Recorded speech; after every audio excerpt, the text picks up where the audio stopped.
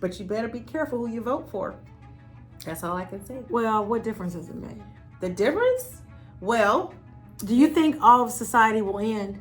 Do you think life will continue to go on, right? Life will go on. Okay, so number one, what's the worst case scenario? The worst case scenario. Now, me being a Christian, so we have someone who continuously uplifts anti-Christian policies. I don't know, is God going to say, hey, I'm ready to just destroy everything at this point because they do not serve God anymore as a nation? I don't know. So death.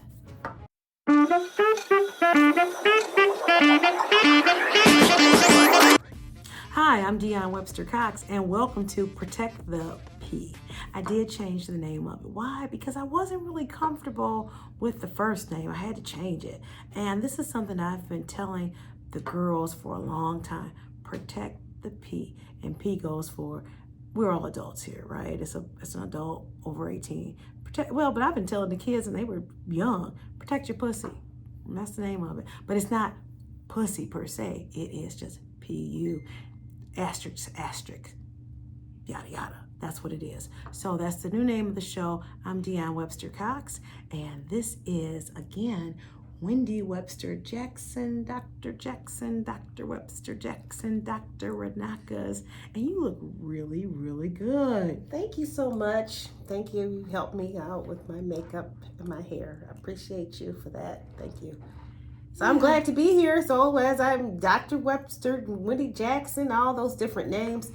But the one that really sticks with me is just, the most important is wife and mom. Wife and mom. And that's the most important one of all my different hats I wear. I think so. I'm going to pick up my daughter today. She's with her dad, and I'm going to pick her up at 6 o'clock. And I can't wait to see her because that's important for me too. The hat of mom. That's what I pride myself. That's my biggest flex, right? Mm-hmm.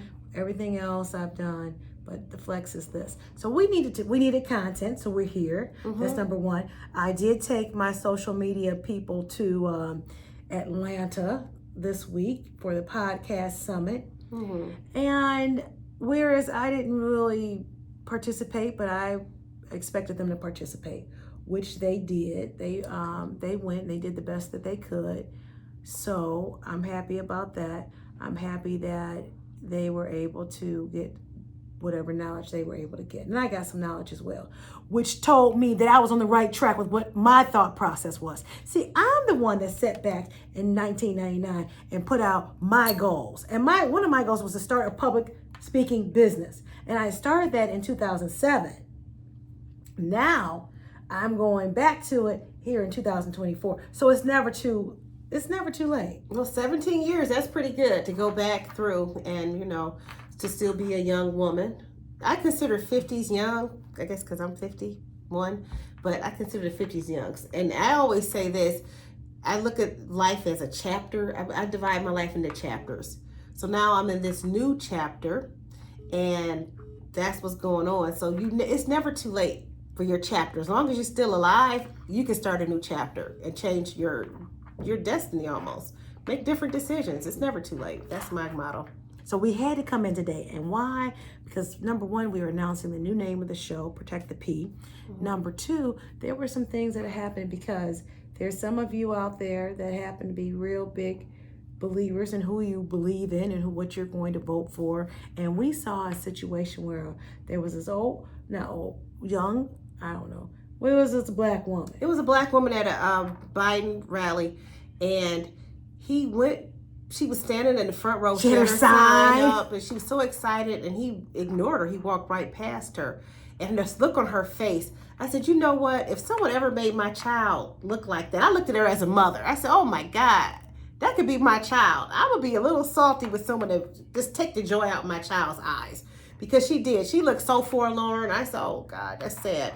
But they have recently put more into the video that previously or afterwards he gave her a hug, but at that moment he completely dismissed her. And that's the moment I'm looking at, regardless if it was rectified or however. I don't know what's doctored or when everything took place, but I saw that, and millions of people saw it also, where her smile Well, let's play it right now, just for the people that don't know us. We're gonna play it. You see that? Did you see that look on her face? Mm-hmm. It was sad. It was very sad. It was just a sad situation. Yes. And I just think that if this is, and that's not, I'm gonna tell you something. People come up to me and I can't say I always say hi or what, I can't say that. So I get it. I really get it. So I don't know. Is that something that we say to the guy? Does that make him senile, or does that does that do anything? Because which one is it? Does he have dementia or some type of cognitive defect and he just only sees certain people, or he just really didn't give a damn and he was ignoring her and then somebody said, hey, go back and say something to her later? Which one is it? I can't answer that, but I can answer this. My question is this, because I'm very big into politics. I'm always looking.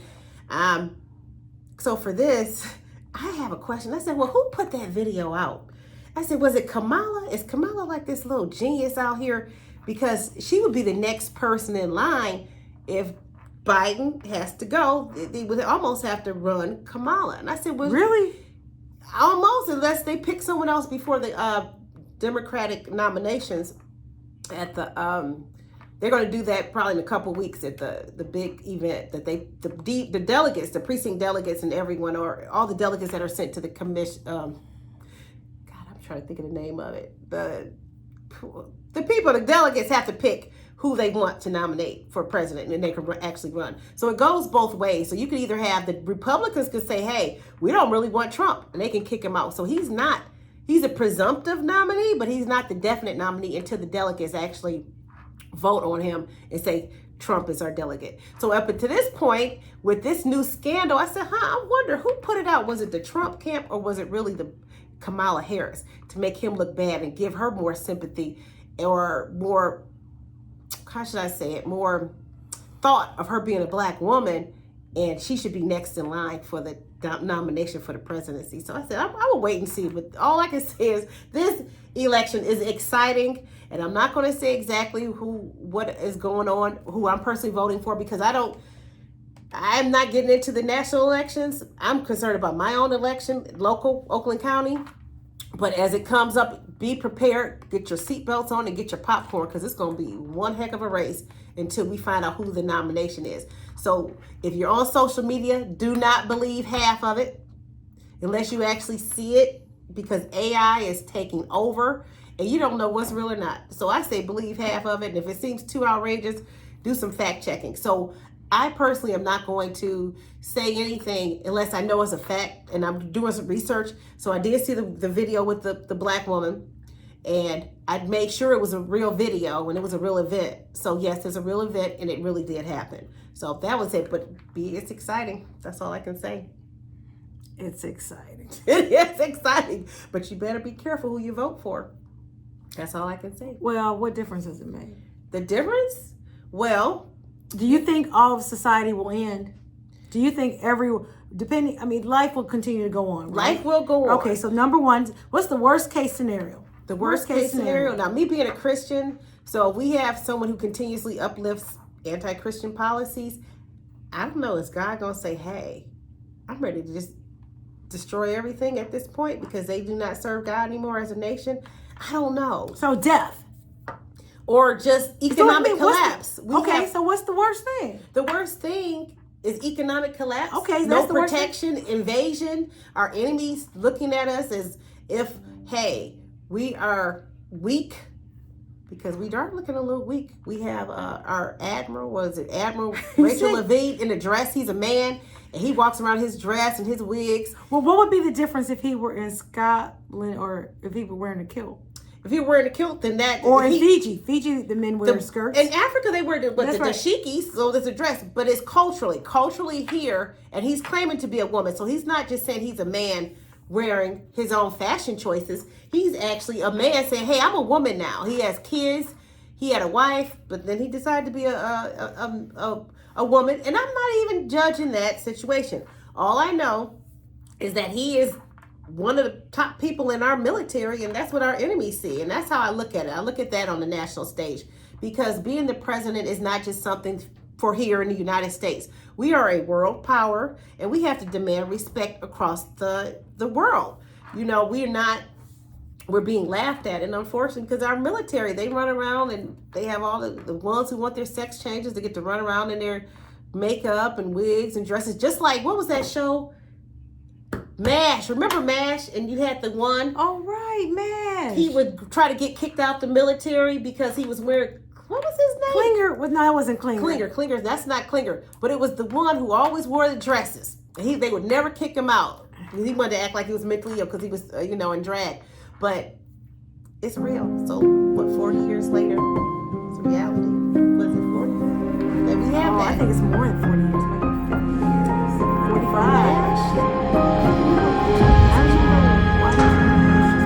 Wow, MASH. And they were in Vietnam, weren't they? They were in Vietnam. But no, was it Korea or Vietnam? We need to check that. We do need to see. We'll check that and make sure. But I definitely remember they were in war. And you had Hot Lips, and then you had the really cute colonel that was there. And yeah, it was. I remember MASH. Yes, I remember MASH. Nice. Alan Alda was in that vehicle.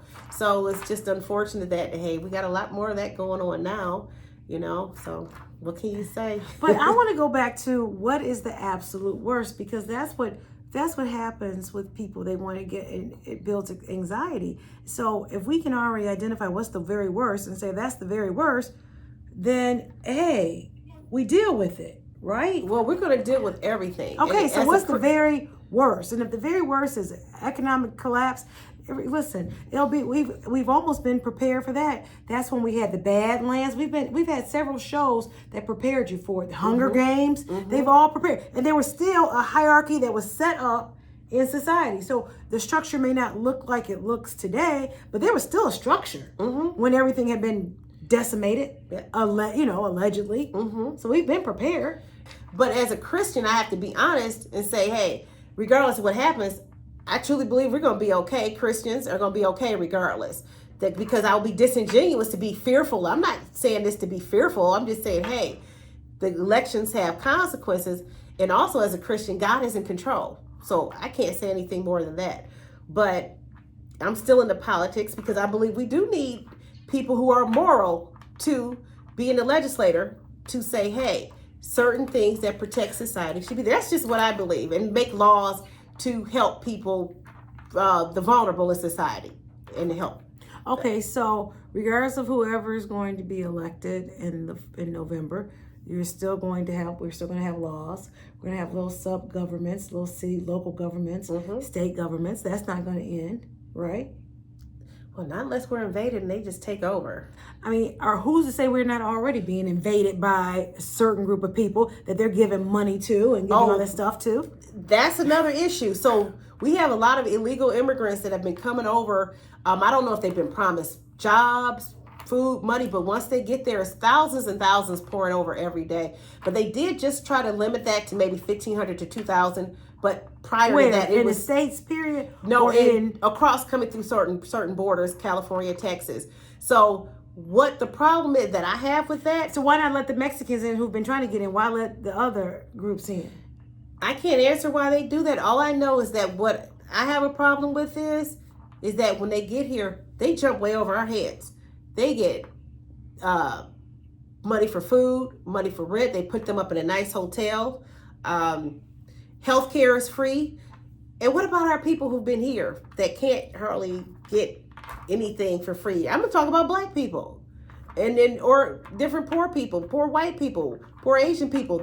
The illegal immigrants are jumping right over all of our heads to get that. I have patients that in Albion that would love to be able to get a bridge card of so many hundreds of dollars a month to be able to eat. There's my seniors in Albion. So I'm not going from guessing or conjecture. These are the people I actually travel 2 hours to go see and take care of them, and they're hurting. So I do have a dog in this race because they're my patients, and I look at them as family, and my family's hurting from these outrageous prices, and to see other people get ahead of them, it hurts, and it's not fair. So I thought that there was something going on, a commercial saying that under Trump, no one had healthcare rolls were going down. Just some more information that just, to me, sounded like misinformation. There's a lot of misinformation going on, and if you look at actually what Trump is saying, President Trump is saying that they will not touch Medicare. That's one of the scare tactics that the Democrats put out to scare seniors into voting. Okay, a lot of this is going to be giving you a spirit of fear, and that's how you know if you're Christian or any moral person, you know God is not giving you a spirit of fear, but of power, love, and a sound mind. So I stand on that during whatever happens. They say, "Oh, Medicare is getting cut." No, Medicare is not going to be cut.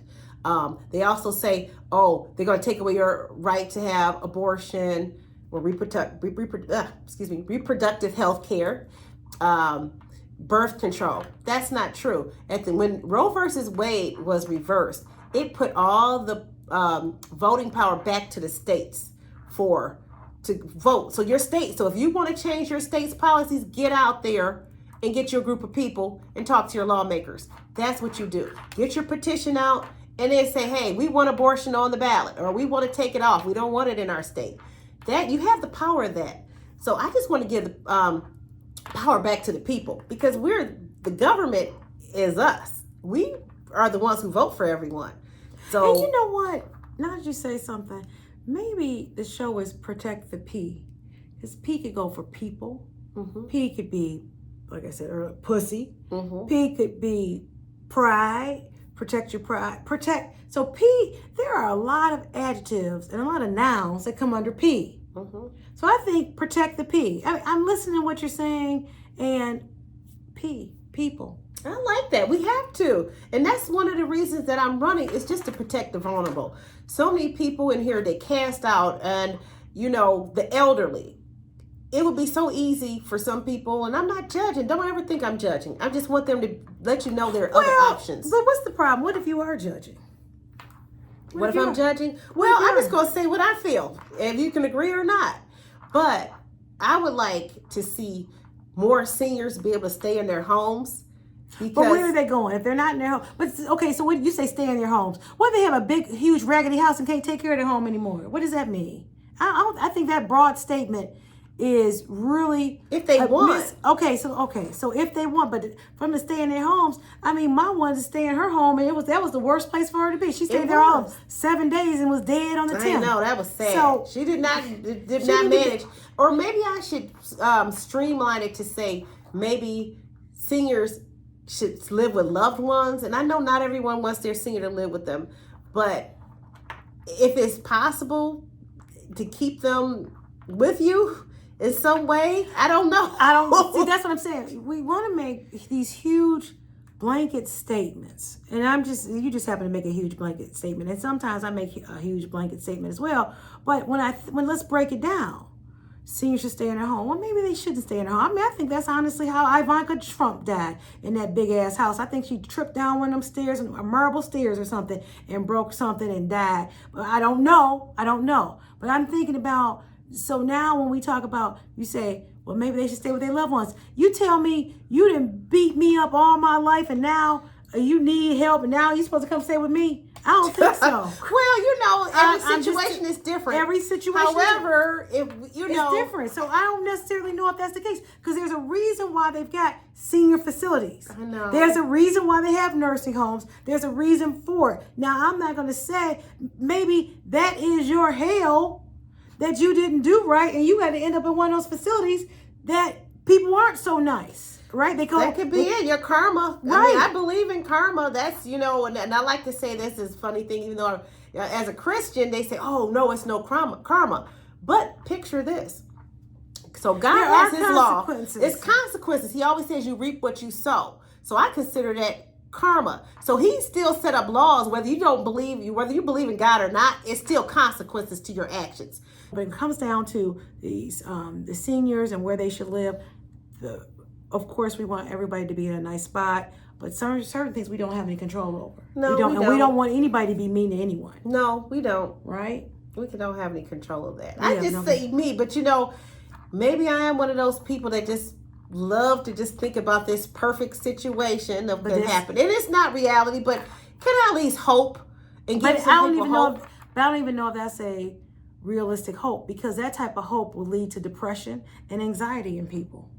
thinking that they are thinking that this is the way things are supposed to be, and they're not living that way and they don't have it that way, then they get all upset about it. So I don't know if that is for me. I'm not putting that out there like that, because there is no perfect situation.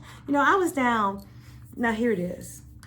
This was the very first time that I went out of town before I was as an adult, and did not drink at all. And what I was able to see was mind opening, right? So this journey where I didn't even understand why, because normally I would go out of town, at least that was my time to drink. I'd stop drinking, and I would only drink when I was out of town. Right. And I guess I would show my ass and upset people, and they just couldn't take it. But finally, whatever, it happened. I will tell the truth. It happened, okay? So then finally, I was coming back from the Canary Islands, and I was in Germany, and something said, that's it, you're done on drinking. And I wondered why, and I was sad about it. But I said, okay, if I'm done on drinking, and then I had to come up with my own, I'm trying to justify why I would stop drinking, right? I said, well, I'm going to be traveling more for business, and I shouldn't be, if the whole purpose was to go out of town was to drink, but if I'm going to be traveling for business, then I shouldn't be drinking anyways, because I want to be in my right mind. Yeah. Now here it is. I'm out of town. I am in my room. I'm with one of my people, and she calls me, and I said, okay, I'll come on down. She's there, and she's met a group of people, and I'm just going to change the names for the sake of the innocence. Well, I don't know how innocent they were. Now, she calls me down. She's drinking. That's okay. They're all drinking. You want something to drink? They ask me. No. Come on, you can have something. Now, here was an older woman. Now, she had to be pushing. I'm going to be fair to the lady. She was somewhere between 70 and 80. And she was keeping herself together, She had her tongue ring in her mouth, and she was doing her thing. Okay. And she said to me, don't worry about it. It's okay. It's all good. And she kind of winked at me. And I said, I still don't need anything to drink. Yeah. Because I'm not here. So now I'm listening to the conversations and what is being repeated by each person over and over again. I no longer have the patience to listen to, I'm gonna call it what it is, drunk shit. I had no patience for it. When you're sober, it's hard to listen to drunk people. When you're not drinking and people are drinking, it is the most annoying shit ever. You do repeat the same thing. And you're like, what the heck? No, it ain't a what the heck, it's a what the fuck. It's like, what the fuck? And finally, the woman, she's like, you want something to eat? And I said, no, I'm okay. She's like, no, it's okay. You don't have to pay for anything. And I thought to myself, I know, I could, if I wanted to, I could pay for all this. I'm good. I've already eaten. I'm good. Right. And then I had to excuse myself because it was time for me to go to bed. And now what did I learn for myself? I learned that and I think somebody said, don't stay at those Hollywood parties too long. And I don't think this was no Hollywood party. It was in Atlanta. It was at a bar in Atlanta at the hotel. But again, if you stay anywhere too long and there's too much drinking going on, some things are liable to happen. Yeah. Some things are liable to happen. Okay? Now, I've been in situations where some things happen. And I wanted them to happen. And I would not come back, it's me personally, 30 years from now, and say anything but other than what it was. If I remembered, I might not even remember some of that dumb drunk shit I've done. But I've done it. Oh my God. We all have done drunk shit. Okay. Well, the bottom line is we got to protect the pee. You do have to protect the pee. And that's what I tell my daughter. She's so excited she's going to go off to college. She's only 10, so she's already got her idea of where she wants to go to college. But the most thing I tell her is watch out for those parties, because they're going to invite you. And especially if you are trying to protect your pee, they're going to think of you as a target. They're going to get you to try to get down with them. So always keep your drink covered. But she swears she's never going to drink, so that's good. I hope she doesn't. I know. So all the kids swear, we're not going to ever drink. So I knew I was going to drink, though. I knew I was going to drink. As soon as I could drink, I was drinking. Well, my kids say they're not, so that's good if they're not. Protect your drink, even if it's water. Don't let anyone get near it, because you're a target. People, for some reason, if you're trying to be a virtuous person, they want to bring you down. So that's the one thing. And I like to talk to young girls. That's my one passion. I mean, the elderly, I do want them to be safe. I want them to be healthy and happy as they can be. But my one passion is the young girls, to show, hey, regardless of where you started, you don't have to finish where you started. That's true. So, hey, regardless of what's happened, you can get through it. As long as you're alive, you can make changes in your life. I'm a witness. People who know me know. When I was younger, it's a whole different life than I have now. So, I know. But you know what? That becomes the issue. Do we? Because nobody told us to go out and do the damn shit that we did. Now we are Generation Xers, so we were X. Okay. Yeah, we're X. Okay. We're X, where you don't remember having our suitcase book bags and having to we catch the had bus to at catch the 5 bus and walk from school and do all that, and we would come keys in the home. house. Yeah, we didn't was have us. all this stuff. They are not making that up. No, it's the truth. And I said, well, we didn't have water bottles. How did we drink water? We didn't drink water, and we all were okay. And not everybody had peanut allergies. What was that? There was no peanut allergies. And they didn't hover around us. We basically almost raised ourselves. We're like Pharaoh. But it gave us the opportunity to not be fearful. We went out and took chances. We had to catch the bus. Take the bus, you know. I mean, when I was young, I would be traveling all over the place. I would get a bus ticket. I would go from the west side to the east side. The bus, I would take the Dexter bus down to Jefferson and take the Jefferson bus by myself. Now, I might have been 13, 14 and go to see my aunt Johnny on Jefferson and Connor from Livernois to 6 miles. It's off of Tennessee. Up on Tennessee, but it was off of Connor. So I did that as a young girl. I wasn't afraid to do it. You know, and I'll get on planes by myself once I was older, you know, and traveling for externships when I was in school. And it was no thought to me. And I teach my kids to be fearless. But these helicopter parents they have now, they're growing up teaching some kids to be very anxious, and they're going to get what they want. Kids that never leave the house. I never want my kids to live with me forever. And I didn't make it that comfortable. I mean, you know, I take care of you, I feed you, clothe you. But do I make it where you just want to live here with me forever? Absolutely not. Get out, go to college, and make your own way in life. So that's just me. So call me heartless, mean, but I'm going to do what I have to do. And Brittany is out here. She's actually doing well. She's got her master's degree. Yeah, she is out here. She does. She's got her master's degree. And that was my kid when I was 16. Yeah. Had her. And we had to grow up. You know, hey, I had to learn to grow up too. Well. So that's my first string kid. So, so she's 35. But she's out here doing it herself. She doesn't borrow money from me. She's out here making it happen. So I'm proud of her. So she's somebody that the younger ones can look up to. And also Keelana, you know, she's my stepdaughter, but I consider her my daughter. That's my daughter, you know. I've had her since she's been 5. She's lived with us. And shoot. Well, not 5, but you know, I've been in her life since she's been 5 years old. So she's out flying the friendly skies as a Frontier flight attendant. So I can't complain. And Kalisha, she's a teacher. She's got her master's degree. So she got a raise. That's another one of my daughters, you know. I may not have put them out my pee, but they still are mine. And that's who I look at it like that. So that's just what I have to say. So I don't know what else. Well, I think that we've covered a multitude of topics today. Number one, we talked about the situation. Well, first of all, I announced the name change. So the name change is Protect the P. And I think just organically, P can mean people, places, pussy. And not just that. It can be a lot of things. But the bottom line is protected. And that's what it's about. So that's number one, the name change of the show. Mm-hmm. Number 2, we've talked about the black woman and with Biden and what's going on and how people feel about Biden and Trump. So we talked about that, the kind of the politics of it.